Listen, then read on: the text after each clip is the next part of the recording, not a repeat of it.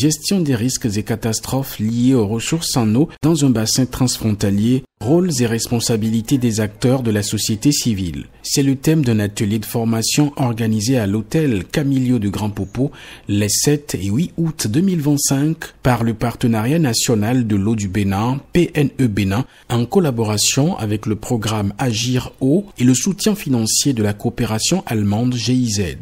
À la cérémonie d'ouverture, les responsables ont rappelé l'importance de la rencontre. L'objectif de cet atelier, qui est de renforcer les capacités des acteurs de la société civile sur leur rôle et responsabilité dans la gestion des risques et catastrophes liés aux ressources en eau dans un bassin transfrontalier, est d'une importance très capitale pour mettre tous les acteurs au même niveau d'information sur les concepts, les notions liées à l'alerte précoce et à la gestion intégrée des risques d'inondation. Cet atelier vise donc à permettre aux acteurs de la société civile de se familiariser avec les concepts et notions liés à la gestion des risques d'inondation dans un bassin transfrontalier. Nous sommes à Grand Popo pour un atelier sur la gestion des risques et catastrophes liées aux ressources en eau dans un bassin transfrontalier. Alors, quel est le rôle que nous, l'OS, quel est notre rôle principal dans la gestion de ces risques? C'est sur cette formation, c'est sur ces mots que nous sommes en train de nous faire former pour être compétents, pour être encore plus opérationnels sur le terrain, c'est-à-dire quand je parle en termes de terrain, je parle des communautés qui sont confrontées à ces risques-là.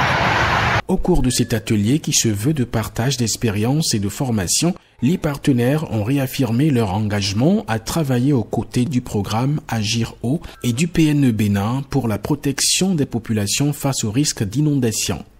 En tant que partenaire technique et financier, nous réaffirmons notre engagement à soutenir,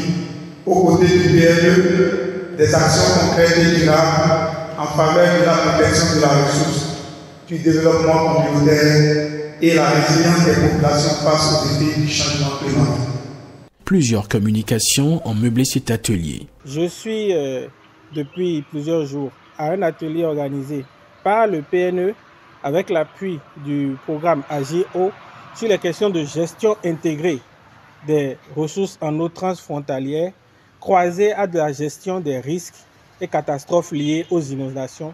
dans un contexte de ressources en eau.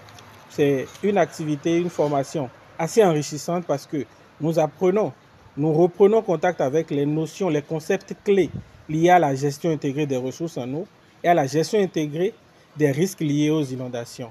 Nous avons aujourd'hui, grâce aux différents enseignements des formateurs impliqués, adapté justement nos approches à des solutions innovantes qui sont en lien avec la GIR et la GIRI. Nous savons désormais les rôles et responsabilités